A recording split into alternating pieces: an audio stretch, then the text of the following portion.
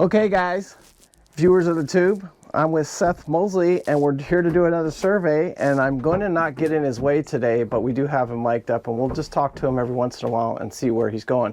So we brought this boat over, the actual broker, which is named Seth. Good name, right Seth? That's it, best there is.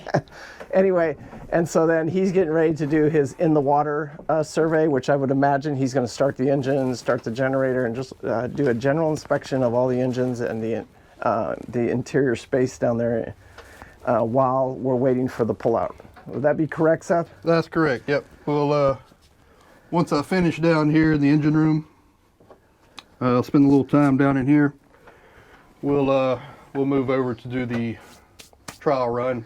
I've got to ask you a quick question before you get started here. Somebody's doing a survey. How do they know who to hire for their survey, or what is there any certs, or is there any, can anybody survey a boat? Yes, that's the downside to the marine surveying industry. We have SAMS, which is the Society of Accredited Marine Surveyors. Okay. And NAMS, the National Association of Marine Surveyors. Okay. I'm an accredited marine surveyor with SAMS and a certified marine surveyor with NAMS. Okay, and so those are two big certifications. Those are and you take courses and all this stuff, I would imagine, or online, or they, you know, there's independent online courses. Neither of those organizations offer them directly. Okay. But what they do is they require yearly continuing education credits. Okay. For their surveyors, and so those would be two certs you'd be looking from your surveyor. Correct. Okay. You know, not everybody's both, but you at least want to see a SAMS or a NAM surveyor. Okay, good. I got both of them because it was more beneficial to my business. Right, because you do more than just little boat surveys. Like you do, I think I saw on your website, you do like the big commercial stuff and the cranes and everything. Right. I do commercial boats, barges. We do cargo surveys at the Port of Mobile. Okay. And I do crane inspections. So nice. NAMS is really heavy in the commercial side, so that was beneficial to my business model. Okay. But NAMS has some really good yacht and small craft surveyors too. So. Okay, and so now the first thing we're going to do on this survey is what? First thing we're going to do, we're jumping down in the engine room. And that's pretty typical? Like you'll start this thing up cold, you said, and then make sure? Yes, that's my typical process. I like to go to the engine room first. Everything's still cold. I can crawl around, especially on twin engine boats. I can crawl around. I'm not worried about getting burnt. And I always do like to see a cold engine start up. Okay. So we don't, you know, have any excessive smoke or any kind of oil sheen coming out. So. Okay, good. But you know, yep, I like to start in the engine room first when I can still crawl around and not get too hot, get too burnt, anything like that. So. Especially in the summertime. Especially in the summertime. All right. Well, we'll let you get to work here. Okay. If we got any questions, we'll hit you up. Sounds good. My method is I take a lot of photos. Take some handwritten notes when I can, but a lot of it's to do with photos, so I can go back to my office and really sit down and digest and dissect this boat after I've already done my physical inspection. Right. Can I just ask you, I mean, you're in a lot of boats. When you initially see this type of engine room, what would you classify this engine room right here? Excuse me. For a 40-year-old trawler. For a 40-year-old trawler, just a quick glance around, I'd say above average engine room, very clean, organized. Yeah, and that's the same feeling me and the buyer have. Yeah, I can see the white paint in the bottom of the engine room. It's not greasy and oily and got all the bilge scum everywhere. So far, just the initial impression of the engine room. It's pretty decent. Pretty good shape for its age. Process of surveying. I always start at the aft of the engine room on the port side, if I can. Now sometimes we're working with engine surveyors, so I don't get to start where I want to start, but I can always work around them pretty well.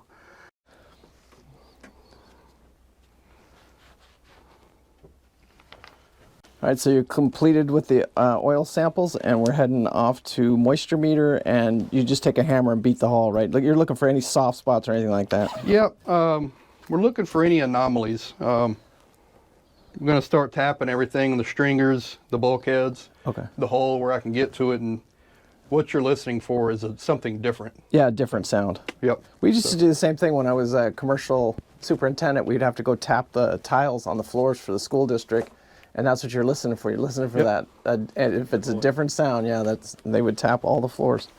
So yeah, that's what we're, not a certain sound in specific. You know, if it's wet and soft, you'll definitely know it, but Right. you know, anything different than what the surrounding areas. Now, there's going to be moisture in any hull, right, when it's in the water, right? Or For the most part, it yeah. can be. If the hull is thick enough, you won't quite pick it up. I have had some dry readings on the inboard side of hulls before. Oh, Or wow. afloat, but the meter here, I'm mainly worried about the bulkheads and the stringers. Okay. Is my main concern as far as the moisture meter. Sure. Okay. Perfect.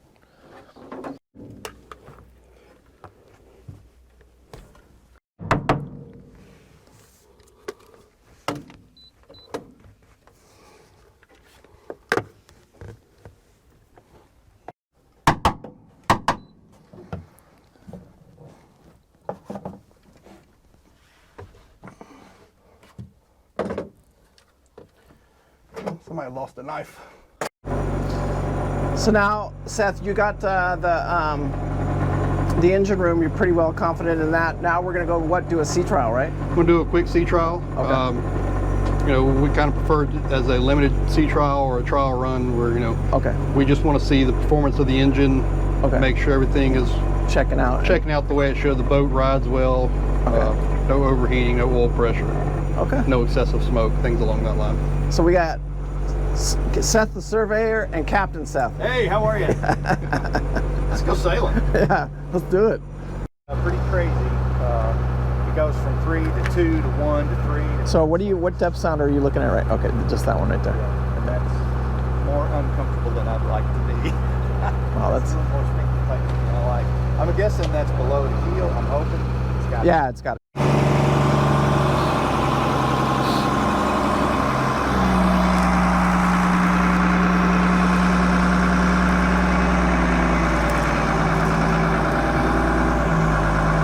Oops, sorry, Seth.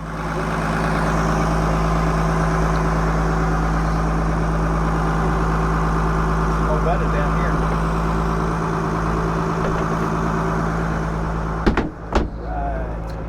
All right, Seth, so you did forward and reverse, and you're just checking the gear, right? Making sure. Checking the gear and making sure our engine mounts didn't have any play or slack in them. Okay, good.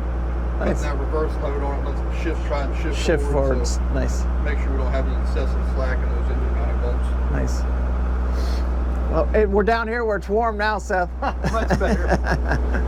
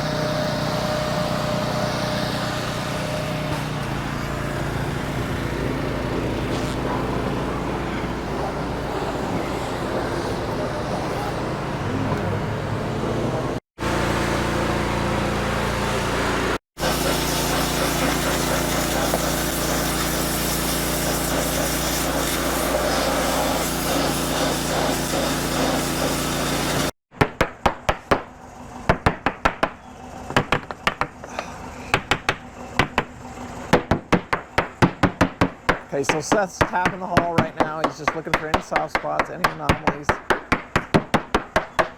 Any good surveyor would be doing this. So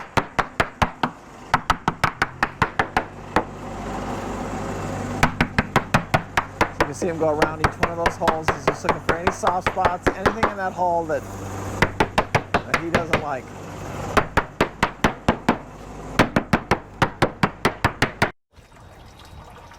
Okay, Seth, while you got the hull all tapped out now. Now what are you looking at right here? Right now I'm just using my hammer as pretty much a fixed measuring device to just check to make sure the trailing edges of the propeller aren't, bent or deformed in any way.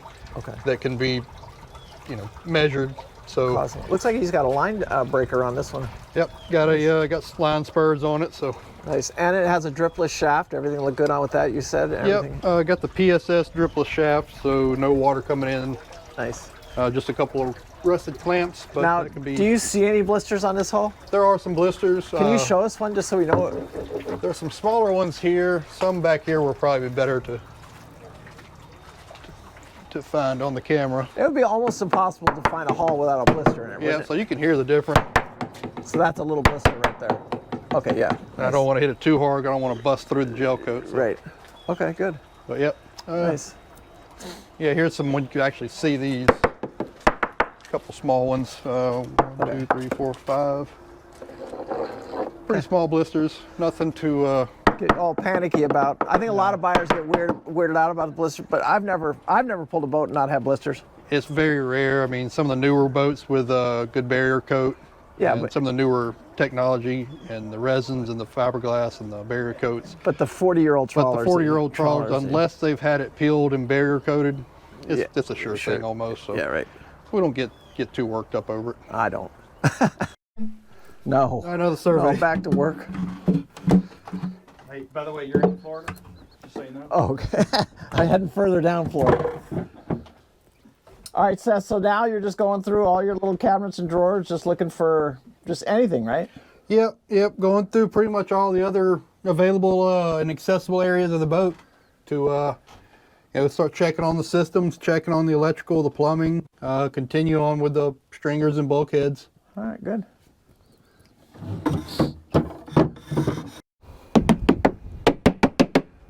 Oh, man.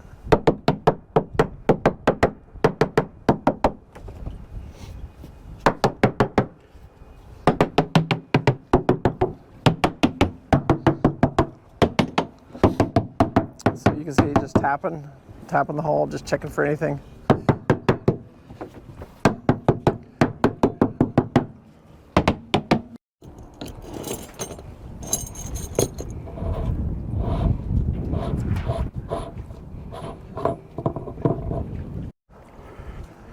I'll try and face you so you ain't got to see the wrong end.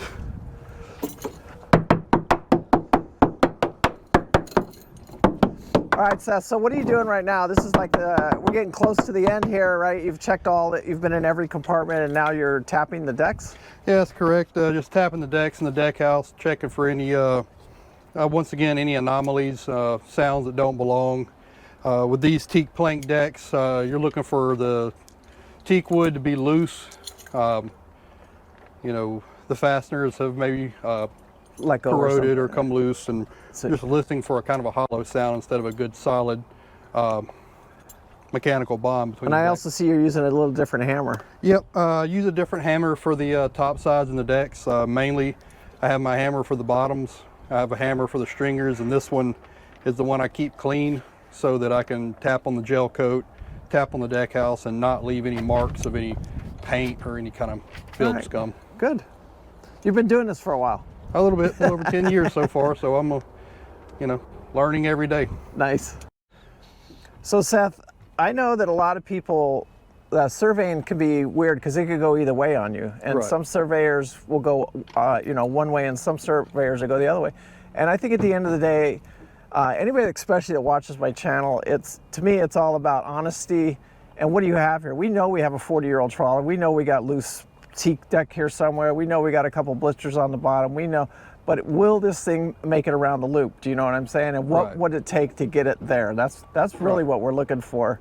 Yeah, and we're here to convey. We're not here to make the sale. We're not here to break the sale. Sale, right? We're here to give our client an unbiased opinion of the boat with the facts of what we found. Right. For that buyer to make an informed decision. Right. Based off our report. It's just like doing your due diligence. That's Right. all it is doing. Yeah. And And to get a qualified surveyor that has all of his certs, I think it's important. I really do think it's important. It is, and you know, one thing we've kind of run into here lately, not so much with me, but just talking with some other surveyors, is just, you know, the buyer, when they're calling around to the surveyors, they need to really, you know, fill them out. You know, it's an interview. You know, One thing real quick before we'll do a few second recap on the end here, but you said something about if you don't have that NAMS, and what else was the other one? SAMS. If you don't have those certs, some insurance companies will reject your insurance. That's correct. You know, if you don't have a SAMS or NAMS surveyor, there's a chance that the bank or the insurance company may not accept that survey, and you're gonna have to go pay to have it resurveyed. Yeah, and right, and it's not fair to even say you would show any mercy to that, because they should have done their homework and checked that. Exactly. You know, it is up to the buyer to do their due diligence, do the research, check the credentials of the surveyor, call the surveyor, you know, do it over the phone. Yeah, get a good feel for them. Fill them out, make sure it's the right surveyor that can do the job that you need done and that you're happy with. So it's all up front, and we know what we're getting into. Right. Thanks, Seth. Yep. Okay, Seth, so you're done with your survey, right? You've completed your survey, and now typically if the buyer was here, but this is a conversation that I'm representing the buyer, so we've had this conversation, and right now would be the time, you know, you would let them know if there was something major, if you saw anything major, and I'm not going to get into any of the details because it really is none of our business. It's between you now and the buyer. Correct. But on this particular boat, this is a 40-year-old trawler, I didn't see you get too excited about much of anything on it. Right, yeah, you know, like you said, typically if the buyer was here, we would walk off to the side, go over my written list of items that I found. You know, typically tell them that, you know, take a lot of pictures. Some items may be on photos that were not written down, but if it's anything major that needs to be known about, it's written down. Yeah, okay. You know, since the buyer's not here, you know, we didn't come across anything that made me pick up the phone and walk off. Yeah, I've been through 2 or 3 surveys with you now, and I've seen the phone calls where you'll call a guy and ask, "Do you want me to continue surveying?" Right, and that's what it is. It's not so much of you need to run. It's so much of, here's what I found. I know these were your concerns. Would you like for me to continue? But you don't know what's negotiated, what the price of the boat is, and we already know that, you know, so stuff like that. So anyway, thank you so much for coming out here. I know you're in Mobile and you came all the way out here to Florida, so we do appreciate it. And if anybody has any questions, you know, he has a beautiful website. And you can call Mosley's Maritime Marine Service, right? And then he'd be happy to help you or talk to you and get a good feel for him. And then get your boat surveyed if that's what you need for, whether it's for insurance or if you're purchasing one. Yep. Yeah, absolutely. We do anything from insurance surveys to insurance claims to, you know, bank valuations to, you know, anything. Even if they want to, you know, what's been popular lately is before someone lists their boat for sale, they may want to get it surveyed. Yeah, right. Just so you know what's going on. Popular. They want to get their boat surveyed. Yeah. Before they put it up for sale, so they can get ahead of this stuff. Right, and I wouldn't be opposed. That's something I would do personally, because I want to know. You know what I'm saying? So, right. Anyway, peace out. Thank you guys so much for watching. Make sure you live life with no regret. I do. And again, thanks. And like I said, you got any questions? Just I'll leave the links down below for his survey service if you guys want to use it. Anyway, thanks. Bye.